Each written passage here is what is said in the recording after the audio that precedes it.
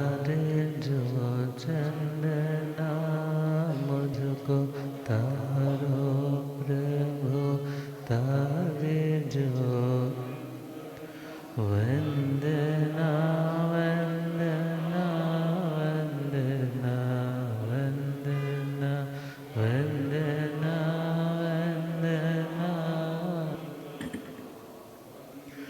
तेरे चरणों में दाता मेरा ध्यान हो। तेरे चरणों में मेरा झूठी दुनिया से दिल मेरा अनजान हो। झूठी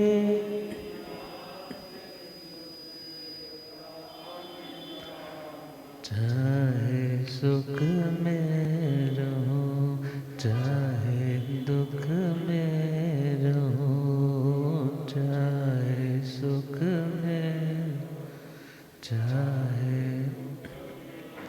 समता टूटे नहीं है यही वंदना समता।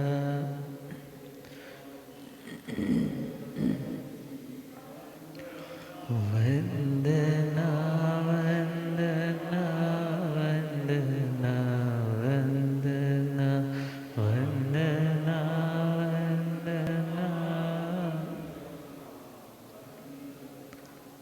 अनंत अनंत शांति के निकेतन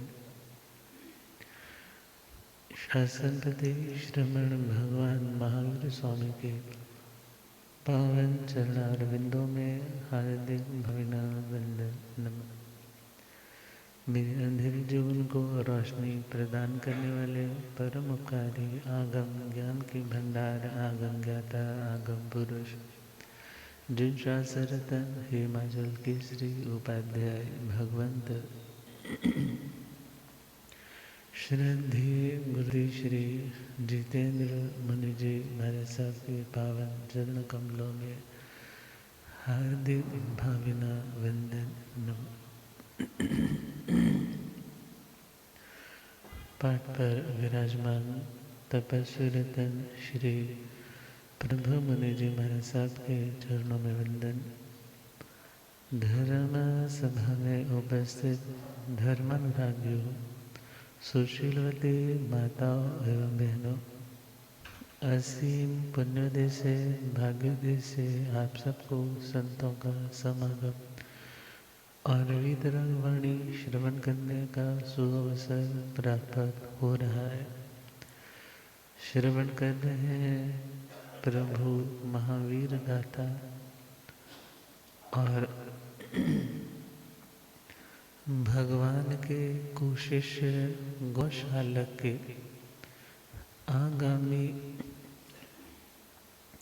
भवों की श्रृंखला हमने श्रवण की। तो कुछ समय पहले भगवान के श्री चरणों से जमाली यह बोल करके कि मैं जाना चाहता हूँ 500 संतों के साथ, आज्ञा लेने तो आया मगर भगवान ने उसकी बात को कोई सम्मान नहीं दिया। सम्मान नहीं दिया मतलब सुनते हुए भी उसे अनसुना जैसा कर दिया। उसने एक बार कहा, भगवान मैं जाना चाहता हूँ, संतों के साथ अलग से विहार करना चाहता हूँ। भगवान भविष्य के गर्भ में छिपी हुई अनहोनी घटना को देख रहे हैं। वे जान रहे हैं ये जाएगा और मिथ्यात्व का उदय आने के कारण यह विराधक हो जाएगा। इसलिए भगवान अपनी ओर से कोई आज्ञा जाने की नहीं दे रहे। 2 बार पूछा, तीसरी बार जब पूछा तो तो दो बातें हैं। पहली बात, आपने आज्ञा देनी है तो भला, नहीं देनी है तो आपकी इच्छा, मगर मुझे तो जाना है। और दूसरा, इसकी इंटरप्रिटेशन, इसका अर्थ निकल सकता है कि भगवान मौन रहे तो मौन को ही उन्होंने स्वीकृति का लक्षण मान करके वहाँ से विहार कर दिया। परमात्मा का मीडिया ग्राम से स्वस्थ होने के बाद चंपा की ओर प्रस्थान हो जाता है। और भगवान जहाँ पर विराजमान थे पहले श्रावस्ती नगरी में, तो उस श्रावस्ती नगरी में जो 500 संतों के साथ विचरण कर रहे जमाली मुनिराज है, उनका भी वहाँ पे पदार्पण हो जाता है। और ऐसा क्या घटित होता है कि इतने वैराग्य से, श्रद्धा से दीक्षित लेने वाले जमाली जैसे अणगार भगवान की सिद्धांतिक बात में भी खोट, कमी निकालने लग जाते हैं। प्रभु वीर के पावन कथा, महावीर के पावन, पावन बनाएंगे, जड़ जाएंगे दुख जीवन के, सावन ये लाएंगे, सावन। प्रभु वीर के पावन कथा, महावीर के पावन, पावन बनाएंगे, झड़ जाएंगे दुख जीवन के, सावन लाएंगे। मेढ़िया ग्राम से प्रभु वीर का चंपा को प्रस्थान, चंपा को प्रस्थान, प्रभु का चंपा। श्रावस्ती में जमाले दाह ज्वर से हुआ परेशान, ज्वर से हुआ परेशान, जमाली ज्वर से हुआ। आसन बिछाओ जल्दी, आसन बिछाओ, आज्ञा शिष्यों को आएगी, झड़ जाए सावन ये लाएंगे, सावन।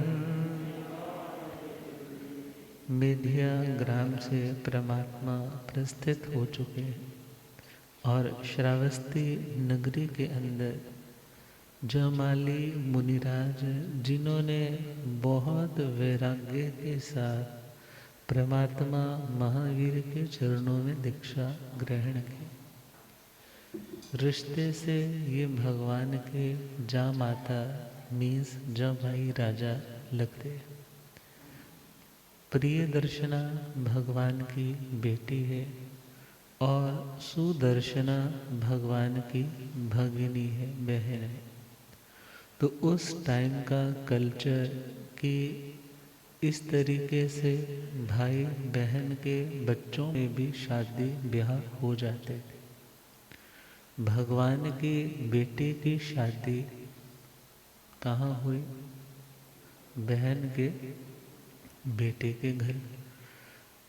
मगर जब भगवान के मंगल में संदेश श्रवण किए तो आत्मा ऐसी जागी कि दुनिया की समृद्धि उन्हें दुखों का न्योता देने वाला निमंत्रण पत्र लगने लग पड़ा। तो उन्होंने भगवान के श्री चरणों में आकर के कहा कि हे भगवान, यह संसार जल रहा है, मैं आपके चरणों में आत्म कल्याण के लिए प्रव्रज्या लेना चाहता हूँ। माता से आज्ञा मिल जाए, मगर जब घर लौटे हैं तो माँ तो सुन कर के ही बेहोश होके गिर गई। माँ कहती है, तू तो मेरी आंखों का सितारा है, अकेला अकेला मेरे बुढ़ापे की तू लाठी है।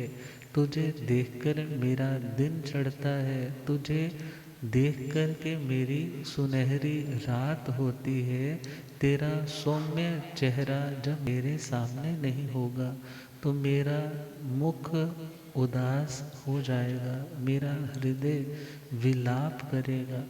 मगर बेटा समझाता है, माँ, इस दुनिया में जिस देह को तुम यह सोचती हो, ये सुंदर सुलोना देह, मगर यह सुंदर सुलोना देह चिता पे चढ़ने वाला, ये व्याधियों से भरपूर है, इसमें गंदगी ही गंदगी भरी हुई है, ये लाख कोशिश करने पे भी स्वच्छ होने वाला नहीं है। मगर इसमें विराजमान आत्म तत्व, जिसको शुद्ध करने का प्रयास मैं करना चाहता हूँ। क्योंकि कोयलों को दूध से कितना भी धो, कोयले कभी सफ़ेद, मगर कोयलों को सफ़ेद बनाना है तो उसको अग्नि में तपाना पड़ता है। अग्नि में तपते तपते लाल सुर्ख हो जाते हैं, और वो समय भी आता है जब मात्र सफ़ेद रंग के रह जाते। इसी प्रकार आत्मा को शुद्ध निर्मल बनाने के लिए तप की अग्नि में डालना अनिवार्य है। आप मुझे आज्ञा दीजिए। मेघ कुमार की तरह, या यूँ कहे जैसे मृगा पुत्र जी दीक्षा की आज्ञा मांगते हैं, माता पिता संयम के दुष्कर्ता को समझाते हैं, फाइनली दीक्षा हो जाती है।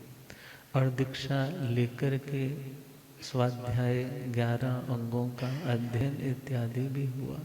व्रत, बेला, तेला इत्यादि चलता है। अरस आहार, विरस आहार, अंत जीवी, परंत जीवी, अर्थात भोजन में भी जो गोचरी करनी भी है वो भी रूखा सूखा ऐसा आहार, मीन्स बड़े वैराग्य के साथ दीक्षा ले। मगर आज क्या अनहोनी घटने जा रही है। जिनके हाथों दीक्षा ली, उन्हीं के प्रति मन में विरोध के भाव पैदा होने लग पड़े। और शायद जो व्यक्ति खुद समर्थ होता है, जो खुद एक उत्तम लेवल वाला होता है, वो अक्सर दूसरे की गलती भले मिसअंडरस्टैंडिंग के कारण ही मानने लग जाए, मगर फिर वो किसी की गलती को बर्दाश्त करता नहीं। मगर जो विनयशील है वो सोचता है, मेरा दिमाग अभी इतना ही है कि मुझे अभी पूरी बात समझ में नहीं आ रही, मगर बड़ों के प्रति अविनय, अभक्ति, अश्रद्धा, अशातना इत्यादि का भाव दुर्लभ बुद्धि का कारण है। मुझे ऐसा कुछ भी उनके प्रति सोचना नहीं। और समय ऐसा आया, जमाली के शरीर में पित्त ज्वर, दाहा ज्वर। अक्सर हमने देखा कि गर्मियों की जो उष्णता है, उस उष्णता के कारण भी और रूखा सूखा आहार लेने के कारण, भोजन की देखा जाए असंतुलित खुराक के कारण शरीर में दाह ज्वर रोग पैदा होने लग पड़े। और उन रोगों के कारण बहुत अंदर से परेशानी, बेचैनी रहती, आकुल व्याकुल रहने लग पड़े। देह का तेज भी मंद पड़ने लग पड़ा। और उस नगरी में पधारे हैं तो संतों से कहने लगे, मेरे से अब 1 मिनट के लिए भी खड़े हुआ नहीं जाता, जल्दी से मेरे लिए विश्राम के लिए शैया संस्तारा बिछा दीजिए कि मैं आराम करके कुछ अपने आप को रिलैक्स कर सकूं। तो संतों ने उनका आसन बिछाना शुरू कर दिया। आसन बिछा रहे हैं और बिछाते बिछाते, अब जब व्यक्ति इम्पेशेंट होता है, वैसे तो पेशेंट शब्द रोगी के लिए आता है, इट मीन्स उसे पेशेंस रखनी चाहिए, मगर अक्सर जितने भी पेशेंट होते हैं, जब बीमारी थोड़ी लंबी हो जाती है तो वो इम्पेशेंट हो जाते हैं, पेशेंट नहीं रहते, क्या हो जाते हैं, इम्पेशेंट हो जाते हैं। तो वो भी इम्पेशेंट होने लग पड़े, कहने लगे मेरा आसन लगाया या नहीं लगाया। जैसे ही लाइन बोली लगाया या नहीं लगाया, संत कहने लगे भंते अभी आसन लगाया जा रहा है, अभी आसन लगा, अभी आसन लगाया जा रहा है, अभी आसन लगा नहीं। अब जैसे ही ये लाइन सुनी तो भगवान का वो सिद्धांत कड़ माणे कड़े निजरिज माणे निज ने, अब वो सारे के सारे भांगे उन्हें याद आने लगे, चल माणे चलिए इत्यादि उन बातों को याद करके ब्रेन एकदम कहाँ डाइवर्ट हो गया, भगवान की सैद्धांतिक गलती निकालने के लिए। अब उसे अपना रोग क्या हो गया, अक्सर होता है ना कि शरीर किसी का बहुत अस्वस्थ है, सिर बहुत दुख रहा है और कोई आकर के कोई ऐसी बात सुना देता है तो सारा ध्यान वहाँ से हट करके अक्सर हम वेदना की अनुभूति करते हैं, इसलिए ज़्यादा दुखी होते हैं। और यदि हम वहाँ से अपने ध्यान को हटा करके किसी और जगह केंद्रित करें तो रिकवरी के चांसेस भी और ज़्यादा स्पीडीली बढ़ने लग जाते। और विचार करो, जब कभी अठाई व्रत तेला चल रहा होता है, शरीर में एनर्जी तो एकदम से लो हो रही है, उठा नहीं जा रहा, बैठने की हिम्मत नहीं आ रही, बोलने का मन नहीं कर रहा, मगर गुरुजी कहा करते हैं कि लोगों को निंदा में बड़ा स्वाद आता है, निंदा सुनने में। अब बैठा है तो आज सपोज 8 है, भाव आगे के बन गए, 7 पूछने वाले आए और उन्होंने कहा भाई मेरे साथ 2-4 मिनट बैठ के बात कर लो, नहीं भाई हिम्मत नहीं है, बस ऐसे बैठे बैठे तुम मिल जाओ। अब इतने में उसने कहा तेरे को पता चला तुम्हारा जो वो रिश्तेदार है जिन्होंने तुम्हारे बेटे की शादी के टाइम, वो पंजाबी में कहते हैं ना पानी मारी थी, हाँ, उनकी जो बेटी है ना, उनकी बेटी अपने ससुराल से इतना गहना चुरा करके आई। अब इतना सुनने की देर थी, उठ करके बैठ जाता है। अच्छा क्या हुआ था फिर, आगे क्या हुआ। अब ये ताकत कहाँ से आई, क्योंकि दिमाग वहाँ से हट करके दूसरी जगह पे आ गया। अब वेदना तो दाह ज्वर के कारण बहुत थी देह में जमा लीजिए के, मगर ध्यान कहाँ चला गया, भगवान के उन सिद्धांतों की ओर। तो शिष्यों से क्या कह रहे थे, आसन लगाया या नहीं बोले हो कर अधीर, बोले हो कर अधीर जमाली, बोले हो कर शिष्य कहे अब लग रहा शंका मिलिए प्रभु वे, शंका मिलिए प्रभु वे।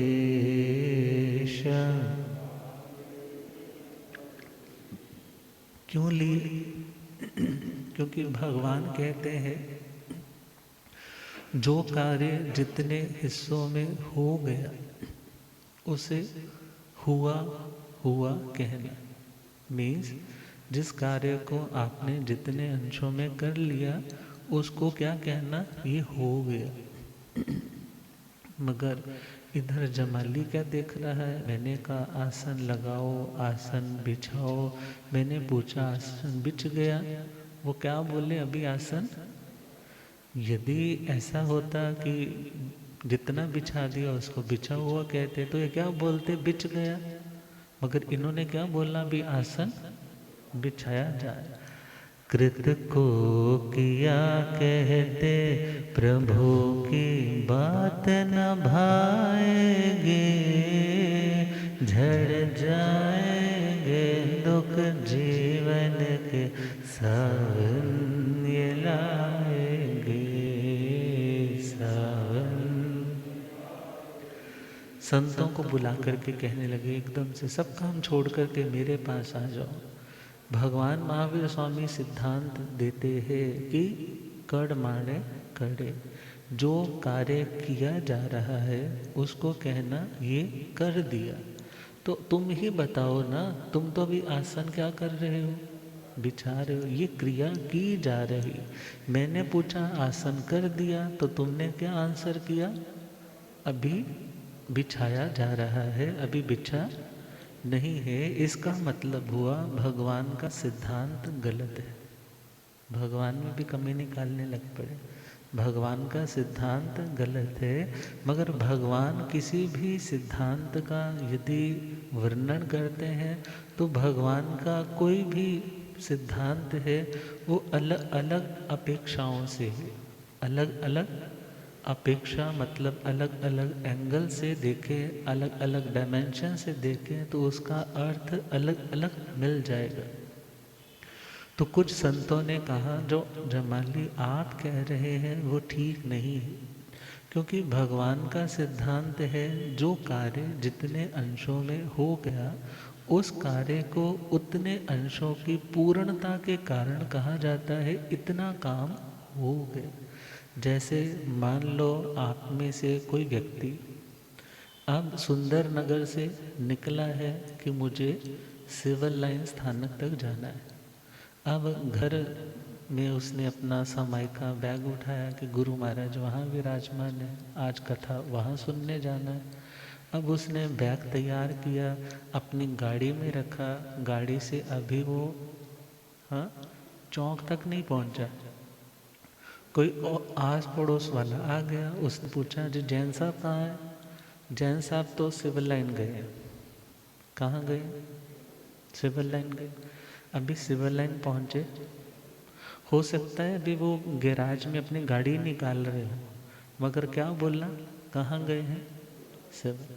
तो जितने अंशों में अपना लक्ष्य किसी व्यक्ति ने हासिल कर लिया उस दृष्टि से क्या बोला जाता है, वो कार्य हो गया। मगर जितने अंशों में नहीं किया वो अभी कार्य अधूरा है। मगर जो चल पड़ा, जो घर से निकल पड़ा मंजिल के लिए, उसे क्या बोला जाता है, इसने काम कर लिया।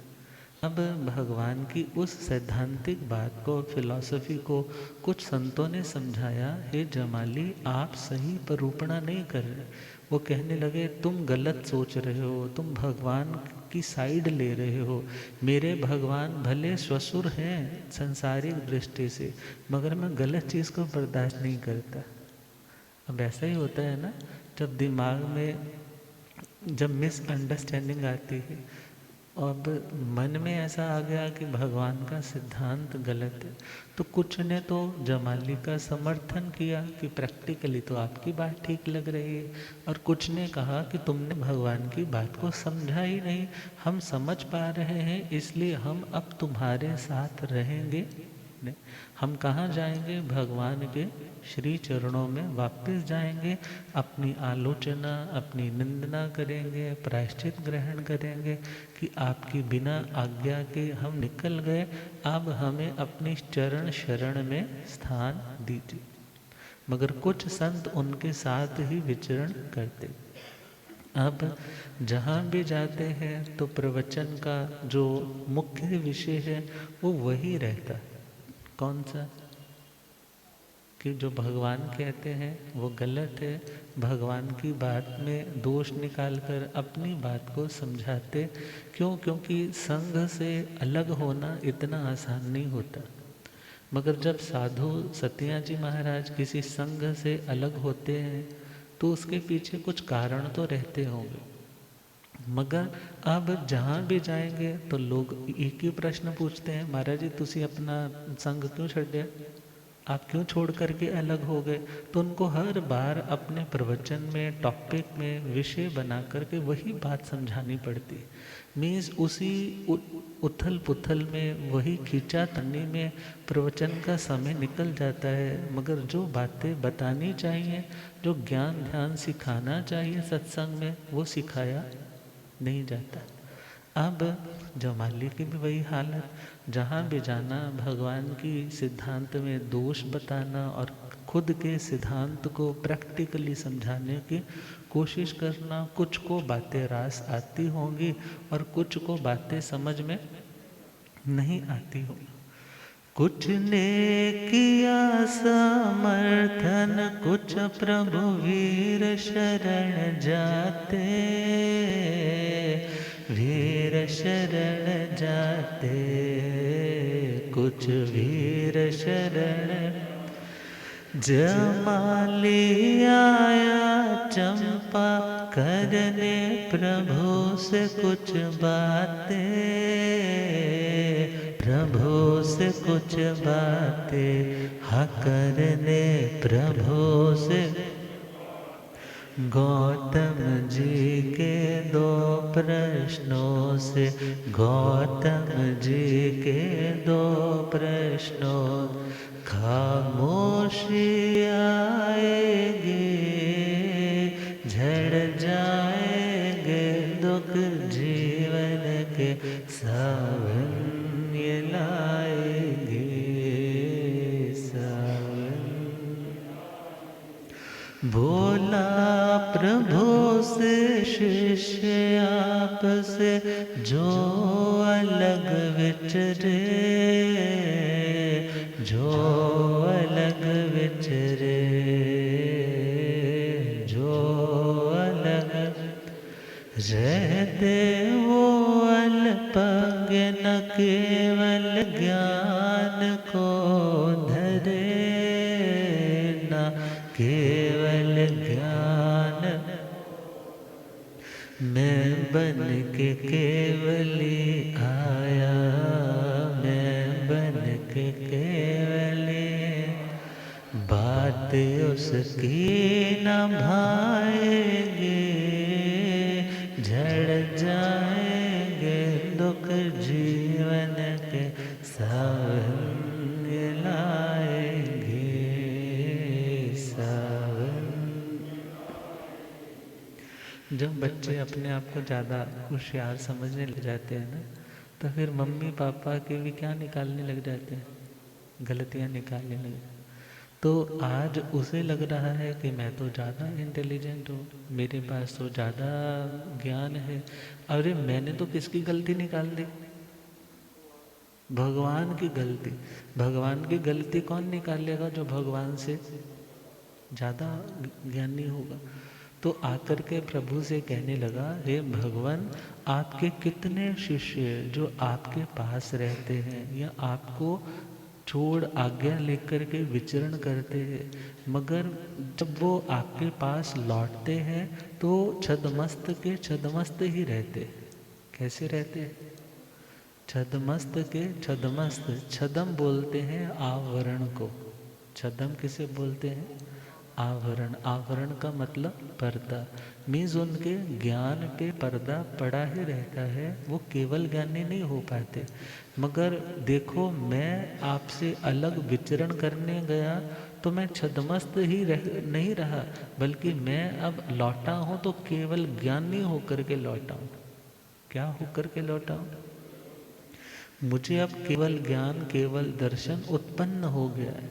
जैसे ही गौतम स्वामी जी पास बैठे थे, उन्होंने सुना, भगवान तो कुछ नहीं बोले, मगर अब गौतम स्वामी जी ने जब सुना तो गौतम स्वामी जी से रहा नहीं गया। वो कहने लगे कि हे जमाली, जिस किसी को केवल ज्ञान, केवल दर्शन हो जाता है तो उसके लिए कोई भी बाधा नहीं होती किसी वस्तु को जानने में, पहचानने में। कोई पहाड़ आ जाए, कोई दीवार आ जाए, कितने ही किलोमीटर्स की वस्तु दूर की क्यों ना हो, उसको जानने में कोई परेशानी होती नहीं है। वो हर रूपी अरूपी पदार्थ को बिल्कुल जैसे हाथ पर रखा हुआ आंवला बड़ा इजीली दिखाई दे जाता है, ऐसे ही दुनिया के हर पदार्थ को ऐसी सर्वज्ञ आत्मा जानती और देखती।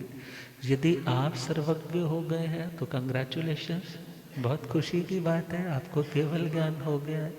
मगर आप मेरे पास 2 प्रश्नों का क्या कर दें समाधान। कितने प्रश्नों का? बस 2 प्रश्नों का आप उत्तर दे दीजिए तो ये मेरी ओर से एक इंटरव्यू है।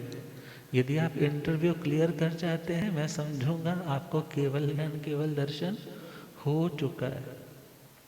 लोक जीवन शाश्वत या अशाश्वत जमाले, अशाश्वत जमाले, अशाश्वत जमाले। और भगवान भी पास में बैठे हुए।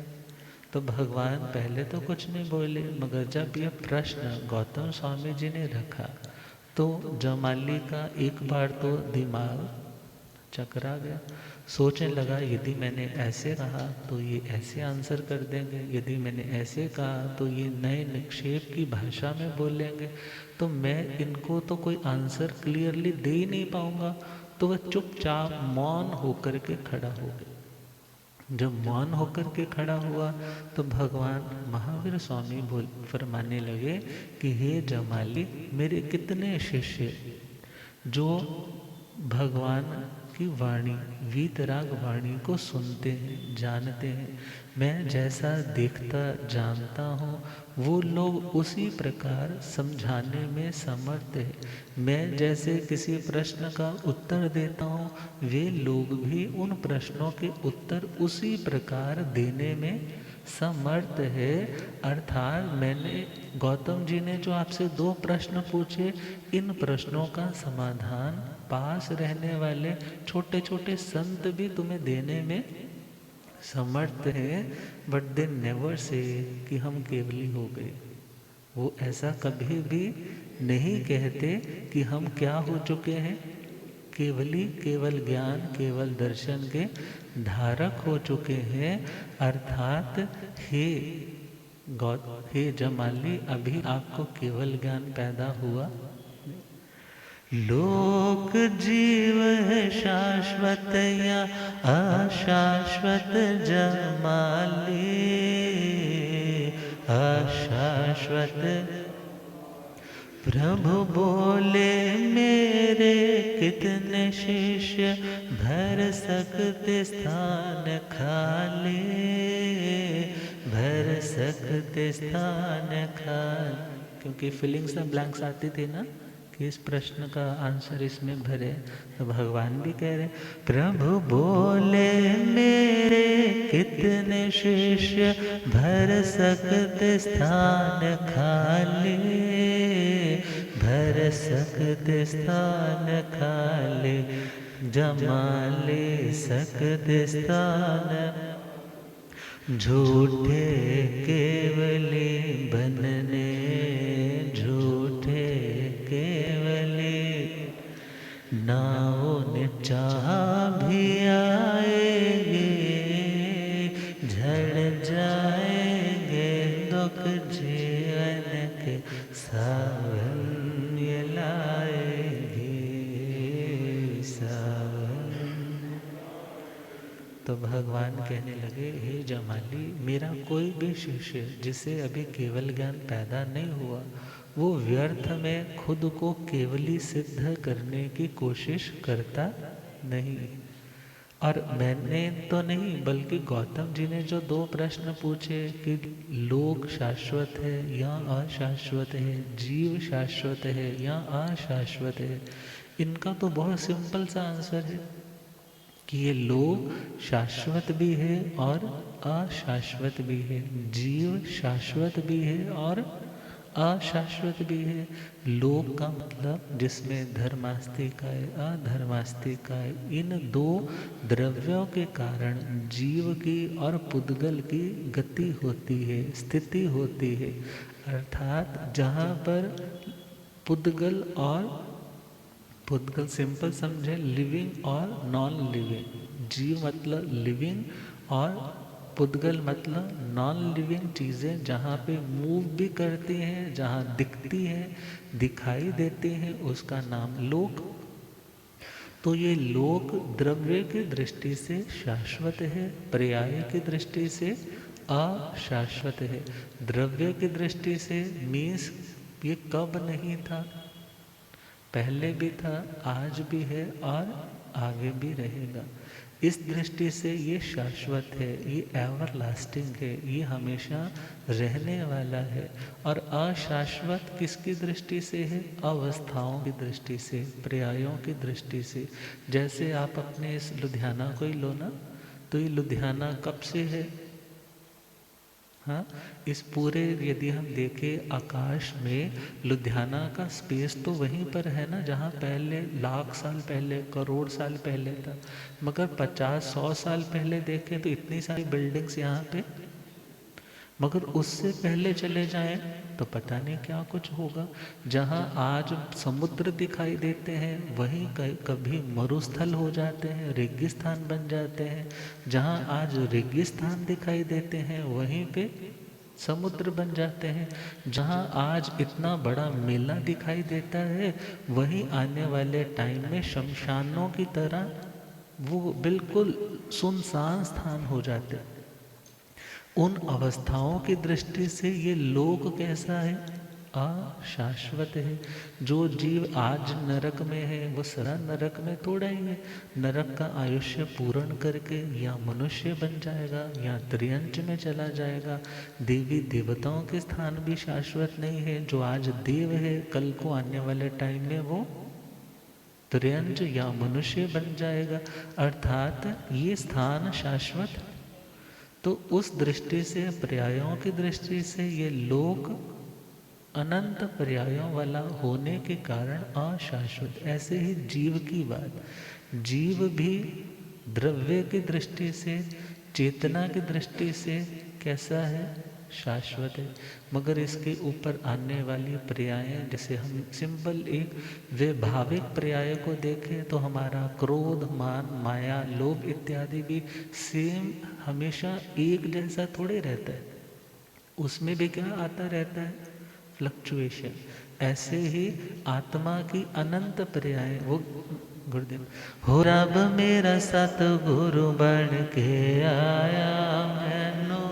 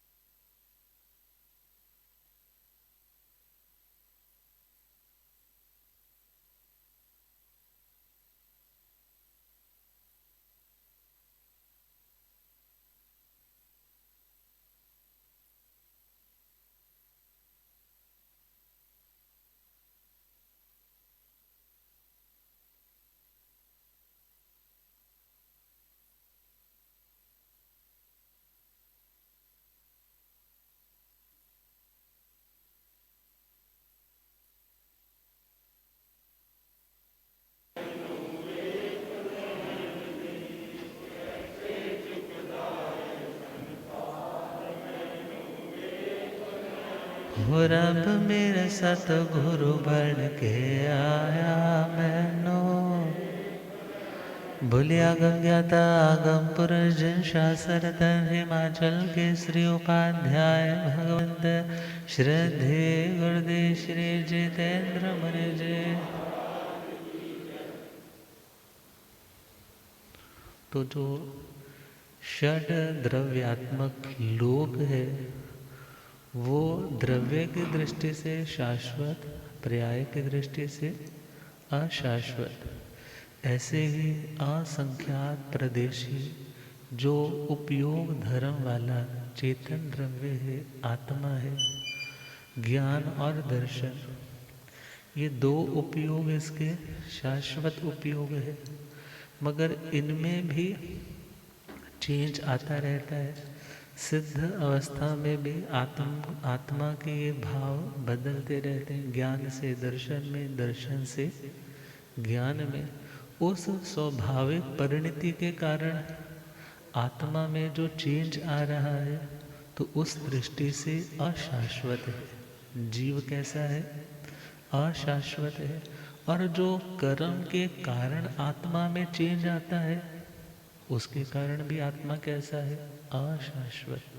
अर्थात कर्मों के कारण नारकी है, कर्मों के कारण त्रियंज है, कर्मों के कारण सुखी है, कर्मों के कारण दुखी है, कर्मों के कारण ही सारी की सारी अवस्थाएं हैं। तो उसके कारण मिलने वाली समस्त अवस्थाएं अशाश्वत है। मगर आत्म द्रव्य चेतना की दृष्टि से, उपयोग की दृष्टि से, आत्मा के अंदर आनंद की दृष्टि से वो आत्मा कैसा है? शाश्वत है। पहले था आत्मा, आज है आत्मा और आगे भी रहेगा आत्मा। मगर जमाली के बोलते ना, कान पे जू नहीं रेंगे, कोई असर नहीं हुआ भगवान की बातों का। और भगवान को विदा, भगवान की बातों को ऐसे ही छोड़ करके एक सिद्धांत का मतभेद है, मगर वही प्रचार दुनिया भर में करता रहा कि भगवान ये ठीक नहीं कहते, जो मैं जान रहा हूँ वो बिल्कुल ठीक है। और वो समय भी आया, 15 दिन की संलेखना संथारा लास्ट के दिनों में आया, और बिना अपने इस पाप की आलोचना, निंदना, गणना, प्रायश्चित किए बिना विराधक होकर के लंतक देवलोक में गया तो वैमानिक में, मगर किल्विषियों ने 13 सागरोपुम का किल्विष देव बना। किल्विष अर्थात एक तरह से बिल्कुल लोएस्ट वाली हम कैटेगरी बोले। पैसा बहुत है, रिद्धि बहुत है, मगर वैसा सम्मान नहीं होता। तो ऐसे स्थान पर पैदा हुए और वहाँ से उनके जो भव है कितने होंगे, और उनकी जो धर्म पत्नी थी प्रिय दर्शना थी, वो किस तरह से, किससे मोटिवेट होकर के पुनः संघ में आएगी, तो इसके बारे में कल चर्चा करेंगे। आप श्रद्धेय गुरुदेव जी।